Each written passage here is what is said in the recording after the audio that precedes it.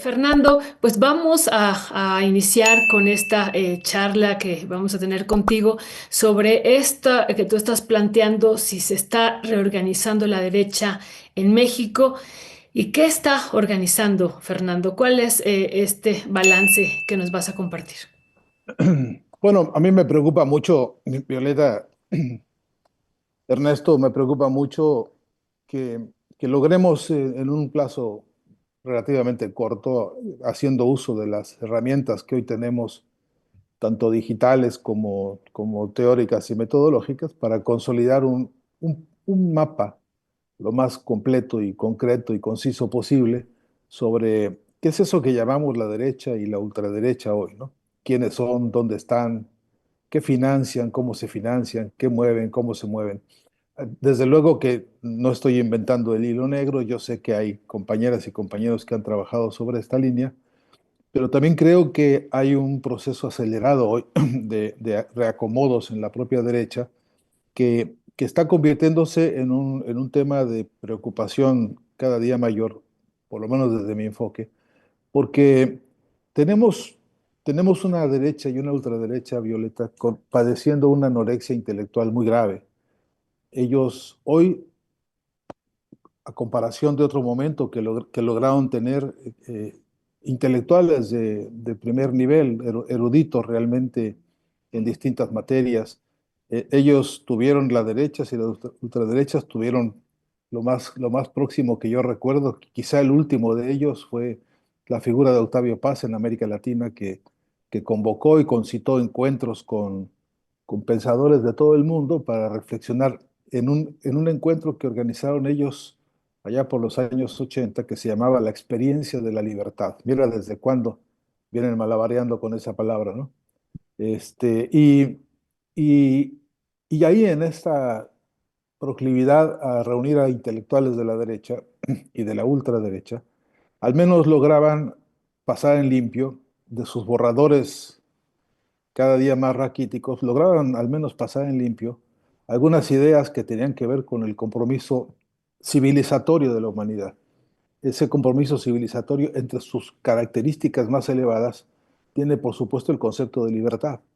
Es una de las grandes, largas ambiciones y profundas de casi todo movimiento político en toda la historia nuestra. Y, y ellos entendían que la libertad, como la entendía Octavio Paz, por ejemplo, necesitaba cuerpo teóricos para explicarla, para definirla, para caracterizarla. Llegó a decir Octavio Paz, entre otras cosas, que la libertad dependía de la libertad de la palabra, ¿no? Tiene una obra completa dedicada a eso. Como buen idealista que fue, buen idealista que se convirtió, ¿no? En un abstracto, él pensaba que del pensamiento dependía todo y de cómo se domina la realidad, de esa manera se domina lo concreto, los hechos. Bueno, en esa línea estoy sintetizando de manera demasiado grotesca, pero solo para decir que sí que tuvieron ellos el siguiente que anheló ser heredero de esa figura, como la de Octavio Paz, que fue Vargas Llosa, verdaderamente fracasó porque entonces, queriendo ser imitador, acabó siendo una muy mala copia, ¿no?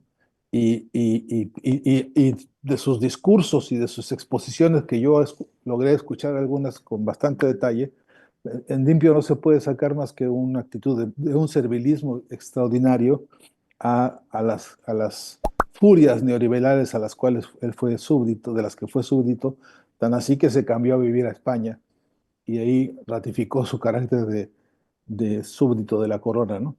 Y ahí mismo con un comportamiento bastante bufonesco, según mi opinión.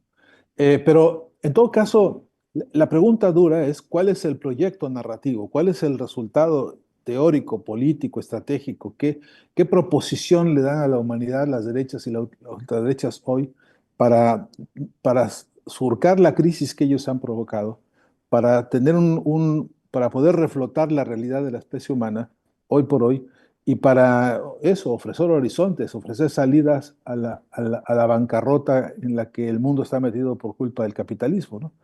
Y lo que es verdad es que eh, no tienen sustentos. Y a mí eso me preocupa porque eso los mete en mucha desesperación. porque además de la anorexia intelectual, la anorexia filosófica, además tienen urgencias de dominación y tienen urgencias de control de los mercados y tienen urgencias de pintar un mundo en el que puedan, una realidad en la cual puedan ellos maquillarse, puedan esconderse, puedan transitar embosados.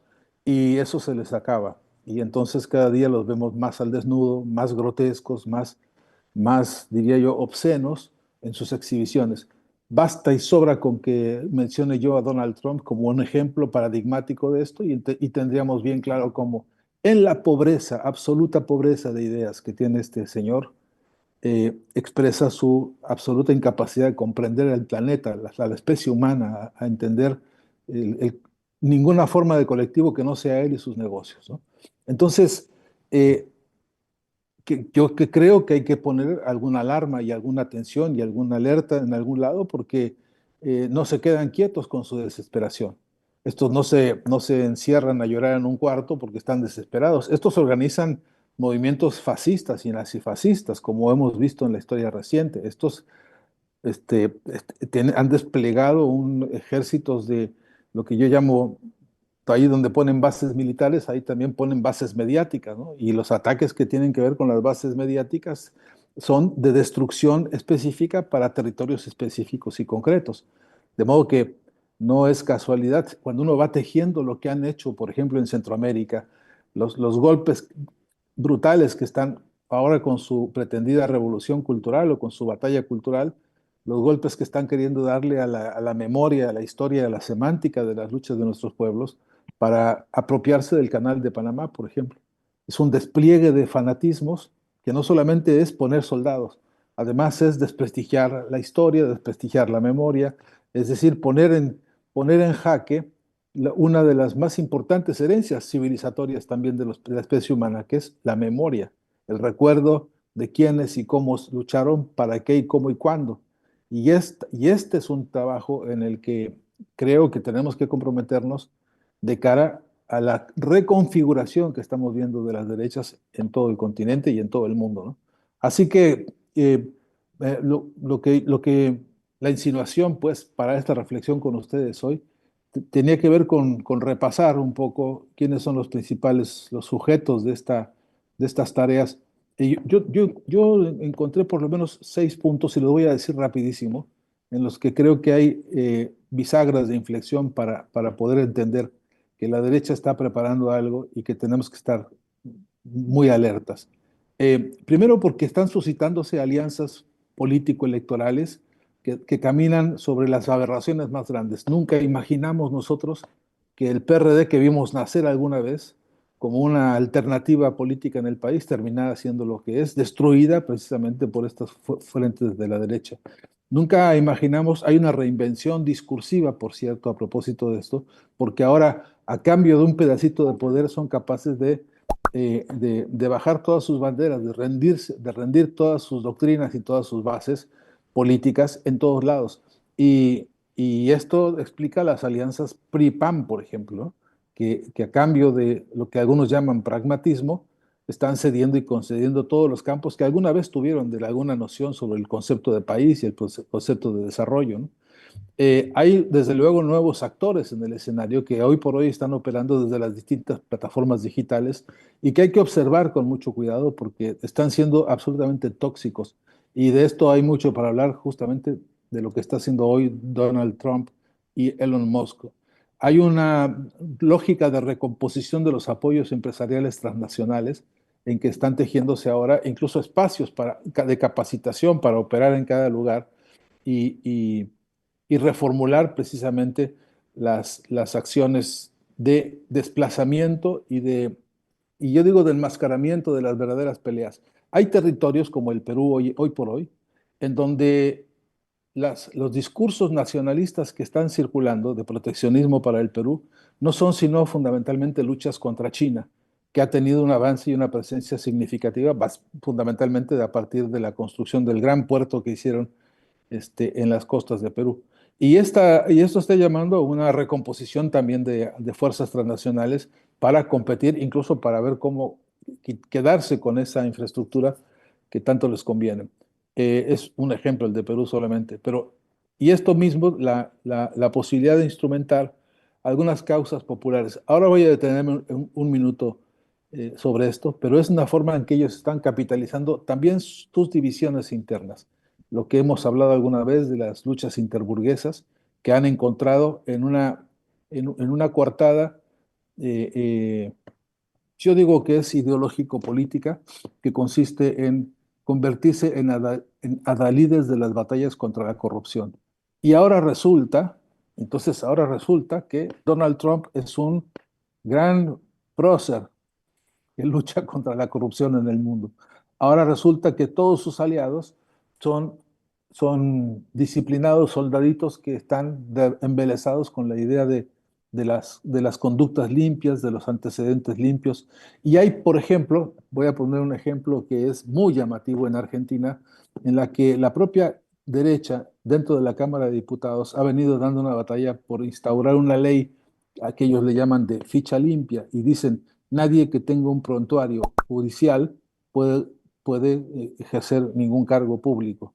Y entonces es fácil ensuciar a cualquiera porque ya sabemos que es perfectamente posible bajo la jurisdicción de las derechas en el campo del poder, precisamente judicial. Ya sabemos que inventar procedimientos, inventar casos, sembrar pruebas falsas es un deporte que ellos practican con mucha frecuencia, ¿no? Y podríamos ver un inventario enorme. Pero eso se volvió ahora una corriente de pensamiento que moviliza también a sectores populares que efectivamente están cansados de padecer y de financiar y de pagar las fiestas de la corrupción. Y entonces resulta que hoy tenemos como adalides de la lucha contra la corrupción precisamente a los que son emblemas de la misma corrupción que ellos dicen combatir. Esta distorsión, este enredo del que no sé cómo voy a salir yo mismo porque es difícil explicarlo, este enredo es, a mi entender, una de las grandes estrategias que hoy se presentan para el discurso de las derechas y las ultraderechas. Al final de cuentas, de la confusión, de la, y yo digo de la distorsión permanente de la realidad, ellos están haciendo un negocio político en el cual están, entre otras cosas, dándose un tiempo para reorganizar sus estrategias de lucha. Eh, ya sabemos que enviaron a sus lugartenientes mediáticos a Hollywood para hacer una recomposición de toda la industria cinematográfica norteamericana, nada menos que con eh, este famoso boxeador, cuyo nombre se me fue ahora,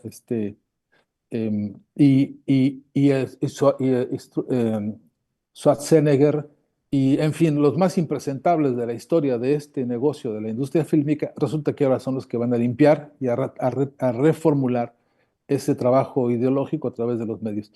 Es por lo pronto dos o tres de los movimientos que alcanzo yo a ver que me preocupan, sin hablar de los think tanks, que son un buen número, no voy a mencionarlos todos, pero por lo menos calculo 30 think tanks que están trabajando en México hoy por hoy, reorganizándose, unos desde el Yunque y todos sus asociados, otros desde la Coparmex y todos sus asociados, y en fin, Claudio X Z González, ese también organizando sus propios frentes de formación y capacitación para un fin, exclusivamente un fin, que es asaltar el poder y manejar las cajas, ¿no? Ya, gracias, Fernando Buenabad. Fernando, déjame, bueno, es un discurso que viene pues desde, no sé si decir derecha o a qué corresponde un personaje como Donald Trump, pero bueno, y nos quedan ya 5 minutos. Estas declaraciones que hizo Trump a propósito de esto de los aranceles y los países, nos gustaría, Fernando, escuchar alguna reflexión tuya sobre esto que dijo Donald Trump el día de ayer. Qué barbaridad. Vamos a escucharlo. In the history of our country. And don't let some of these politicians go around saying, because I'm telling you, these countries are calling us up, kissing my ass. They are dying to make a deal. Please, sir, make a deal. I'll do anything. I'll do anything, sir. And then I'll see some rebel Republican, some guy that wants to grandstand. say, I think that Congress should take over negotiations. Let me tell you, you don't negotiate like I negotiate. Esta forma de Donald Trump de decir, ahí están los países rogándome, besándome el trasero, pues pidiendo casi clemencia. ¿Qué decía al respecto a propósito de estas declaraciones de Donald Trump? Bueno, esto pertenece a la inmoralidad absoluta de la cual él es uno de sus máximos representantes, ¿no? No imaginamos nosotros que el concepto de política algún día fuera a rebajarse a tal nivel. No, yo de verdad algún día fui de los que pensó que políticos de donde fuesen deberían tener una mínima carta de la conducta ética con la cual supieran que hay límites para tratar a otros países, a otros presidentes, incluso aquellos con los que no tienes acuerdos. La historia de la diplomacia es también una conquista civilizatoria. Aprendimos a relacionarnos entre diferentes, entre distintos, entre distantes, de maneras, pues eso, diplomáticas, que algunas veces se confundieron con relaciones hipócritas o con relaciones más bien demagógicas, pero sí que existió siempre un límite para la diplomacia. Eso quiere decir para la estructura de las formas en que nos relacionamos con el conjunto de los países. Eso quiere decir fundamentalmente. Ahora, si hay un presidente como este que usurpó el poder en Estados Unidos por la vía de votos que todavía no sabremos y quizá nunca sepamos su legitimidad y su legalidad, porque ya sabemos cómo son las elecciones en las democracias burguesas, ¿no? Pero por cierto que, a mi entender, ante esto necesitamos, eh, pero y sí con urgencia, volver a dos o tres premisas. Escuché decir a la propia presidenta Sheinbaum hace poco la histórica frase de Benito Juárez: entre los individuos como entre las naciones, el respeto al derecho ajeno es la paz. Y ninguna de esas palabras puede depreciarse tanto como se ha depreciado con este discurso de Donald Trump.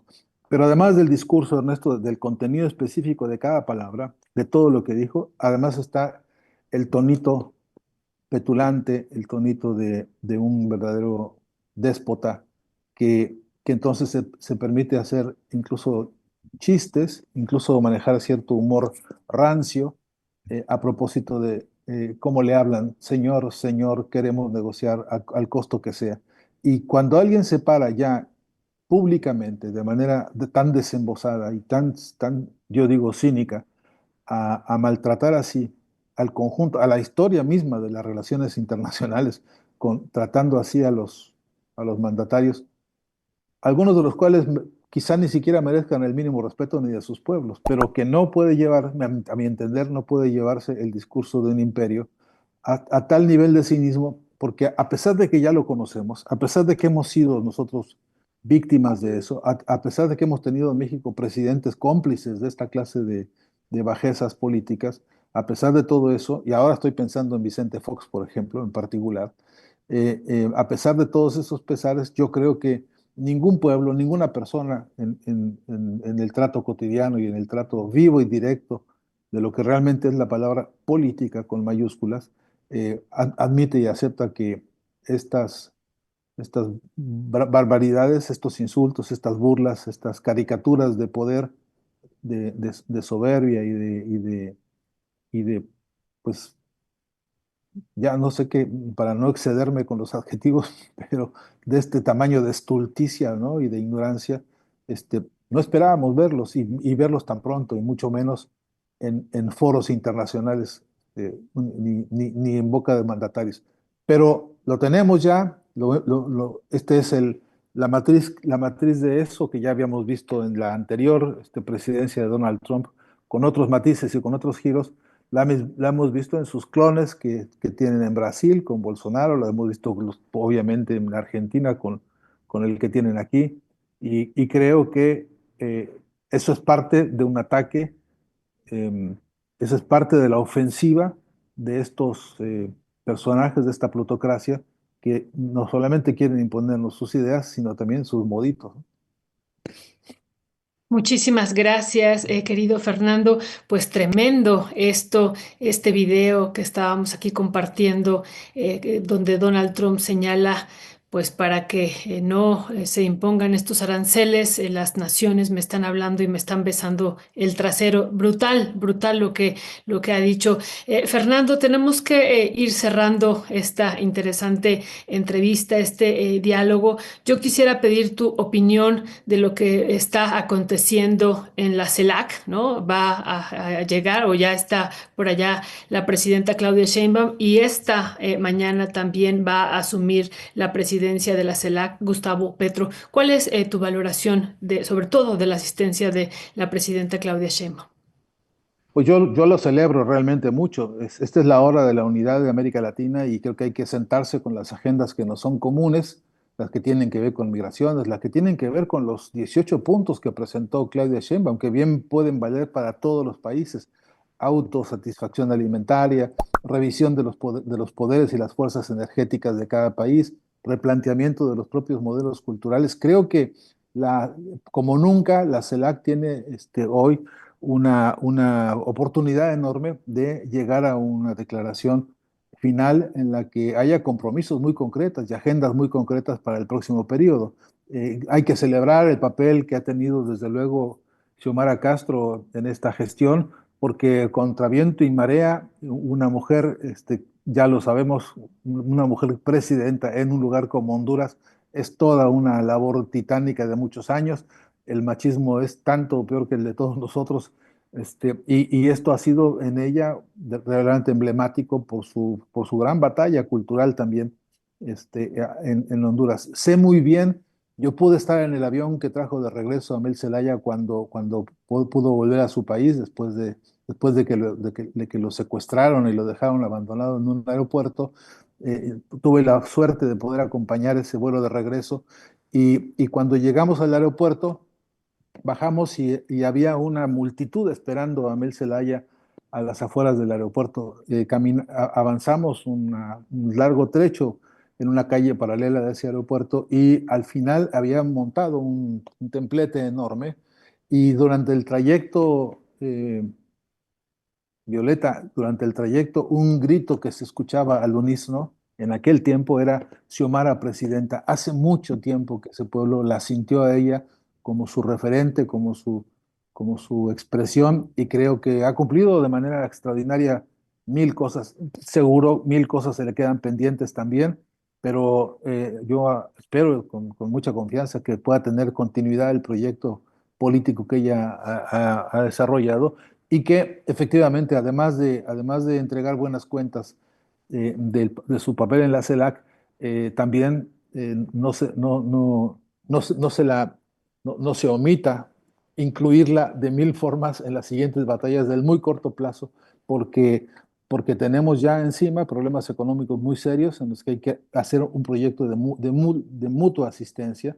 Sigue en pie, a mi entender, el proyecto de construir una Centroamérica que se vuelva un vergel, un gran productor de alimentos y gran productor de energías para toda la región. Y yo creo que Honduras tiene mucho para aportar ahí. Así que, y celebro muchísimo que dos presidentas además se encuentren, porque también sé muy bien que ellas dos tienen una manera, un tipo de diálogo, de confianza, de simpatía y de coincidencias que siempre son valiosos y que además son en este momento de la historia de la América Latina muy, muy urgentes, muy necesarias. Eh, Bien. eso, eso lo respetan los mandatarios que también están ya allá, eso lo respetan los cancilleres, muchos de ellos hombres de mucha experiencia, de muchos años, que están trabajando la agenda fina, ¿no? De los temas con que se va a construir el dictamen final, el discurso final, y yo tengo mucha confianza en que haya que se revitalice y se relance la CELAC. Eso me parece muy importante. Fernando Buenabat, como siempre, un placer, un gusto, Fernando. Te mandamos un fuerte y fraterno abrazo. Muchas gracias por estar aquí con nosotras y nosotros, Fernando. Nos vemos pronto, próximamente. Un abrazo. Abrazo siempre recíproco. Hasta la próxima. Abrazo, Fernando, y felicidades por ese artículo, Paula Gómez Alonso, que después podríamos hablar de ella. Extraordinario, se lo recomendamos a la querida audiencia, publicado hoy en La Jornada.